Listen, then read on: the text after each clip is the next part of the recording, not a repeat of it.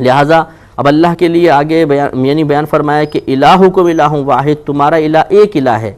تو تمہارے الہ کے بارے میں ایک ہونے کی خبر دی گئی تو وہ اللہ کے ساتھ خاص ہے، اس کا مطلب ہے اور کوئی الہ نہیں ہو سکتا۔ وآخر دعوانا ان الحمدللہ رب۔ سورہ کہف چل رہی تھی اور اس کی 110ویں آیت کی تفسیر چل رہی تھی، کچھ آیت کی تفسیر ہو چکی ہے اور آج انشاءاللہ بقیہ آیت کی تفسیر کے بعد ہم سورہ کہف کا اختتام کریں گے انشاءاللہ عز و جل، اور پھر سورہ مریم کی آج سے ابتدا ہوگی۔ اللہ تعالیٰ نے اس میں ارشاد فرمایا، یہ 110 نمبر آیت میں شروع میں فرمایا تھا کہ قُلْ إِنَّمَا أَنَا بَشَرٌ مِثْلُكُمْ يُوحَىٰ إِلَيَّ أَنَّمَا إِلَٰهُكُمْ إِلَٰهٌ وَاحِدٌ۔ تو یہاں تک ہماری بات تو ہو گئی تھی اور آخری حصے پر یہ گفتگو چل رہی تھی کہ انما کلمہ حصر ہوتا ہے،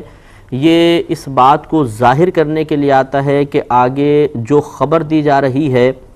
وہ جس کے بارے میں دی جا رہی ہے اسی کے ساتھ خاص ہے، کسی اور کے لیے ثابت نہیں ہو سکتی۔ لہٰذا اللہ تعالیٰ نے ارشاد فرمایا کہ انما الہکم الہ واحد، تمہارا الہ ایک الہ ہے۔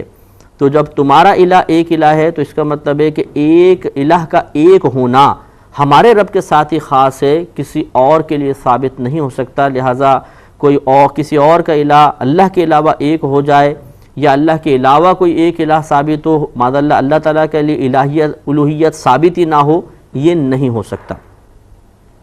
فمن كان يرجو لقاء ربه فليعمل عملا صالحا ولا يشرك بعبادة ربه احدا۔ تو جسے اپنے رب سے ملنے کا یقین ہو، ویسے تو یرجو معنی امید ہے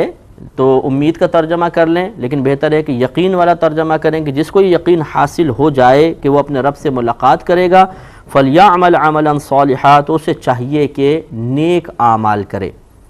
وَلَا يُشْرِكْ بِعِبَادَةِ رَبِّهِ أَحَدًا، اور وہ اپنے رب کی عبادت میں کسی کو بھی شریک نہ کرے۔ تو یہ بہت ہی نفیس بات اللہ تبارک و تعالی نے ارشاد فرمائی کہ جس کو یہ یقین ہے کہ وہ اپنے رب سے ملاقات کرے گا۔ اس سے معلوم ہوا کہ رب کی ملاقات یقینی ہے، ضرور اللہ تبارک و تعالی سے ہمیں ملاقات کرنی ہے۔ اور ملاقات سے مراد معاذ اللہ یہ نہیں ہے کہ جیسے ہم کسی پرائم منسٹر وغیرہ کے پاس چلے گئے، جا کے جی ملاقات کی، بیٹھ گئے، ہاتھ وغیرہ ملایا، پھر چائے وغیرہ سے تواضع ہو گئی، کچھ کھانا وغیرہ کھایا، پھر غائب ہو گئے۔ یہ ملاقات کا وہ تصور نہیں ہے، بلکہ مراد یہ ہے کہ جس کو اپنے رب سے ملاقات کا یقین ہو، یعنی آخرت کا یقین ہو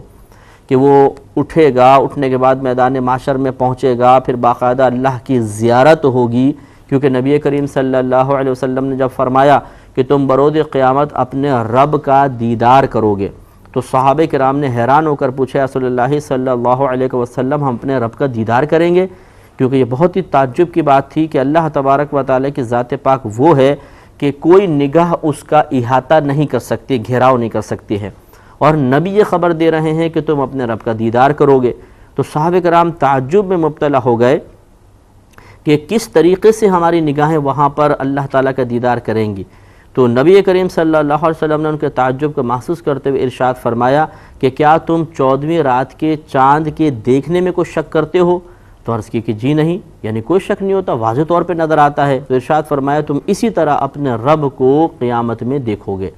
تو معاذ اللہ اللہ تبارک و تعالیٰ کی زیارت کو 14ویں کے چاند کے ساتھ اس انداز سے تشبیہ دینا مقصود نہیں ہے کہ جسے چاند آسمان پہ ہوتا ہے اور ہماری نگاہ اس کا احاطہ کر لیتی ہے، اسی طرح معاذ اللہ تعالیٰ بھی چاند کسی شکل میں اوپر ہوگا اور ہم اس کو دیکھ لیں گے، یہ کہنا مقصود نہیں ہے، بلکہ صرف اس بات کو بیان کرنا مقصود ہے کہ جس طرح 14ویں رات کے چاند کے دیکھنے میں تم شک نہیں کرتے، اسی طرح وہاں پر اللہ کے دیکھنے میں کوئی شک نہیں ہوگا، واضح طور پہ تم دیکھو گے۔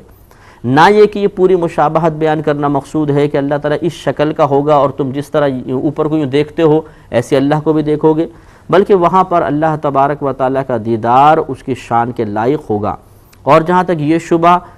کہ کس طریقے سے ہم اللہ کا دیدار کریں گے جبکہ نگاہ تو کوئی اس کا احاطہ نہیں کر سکتی ہے، تو یہ اللہ تبارک و تعالیٰ کے ذمہ کرم پر ہے کہ جب اس نے اپنے حبیب کریم صلی اللہ علیہ وسلم کے ذریعے ہمیں خبر دے دی کہ ہم اپنے رب کا دیدار کریں گے تو وہ کس طرح کروائے گا یہ وہ جانے۔ ہم انشاءاللہ دیدار کریں گے، اللہ تعالیٰ کا کس طرح کریں گے یہ صحیح بات ہے کہ وہاں چل کر ہی پتہ چلے گا کس طرح کریں گے۔ بہرحال بعض علماء نے یہ کلام ضرور کیا ہے کہ وہاں پر اللہ تبارک و تعالیٰ کا دیدار اس انداز سے نہیں ہوگا کہ ہماری نگاہیں اللہ تعالیٰ کو گھیر لیں، اس کی ذات ہماری نگاہوں کے احاطے میں آ جائے، بلکہ بلا تمثیل صرف سمجھانے کے لیے ارشاد فرمایا کہ دیدار جو ہوتا ہے دو طرح کا ہوتا ہے، کسی کی زیارت کرنا، کسی کو دیکھنا دو طرح کا ہوتا ہے۔ ایک تو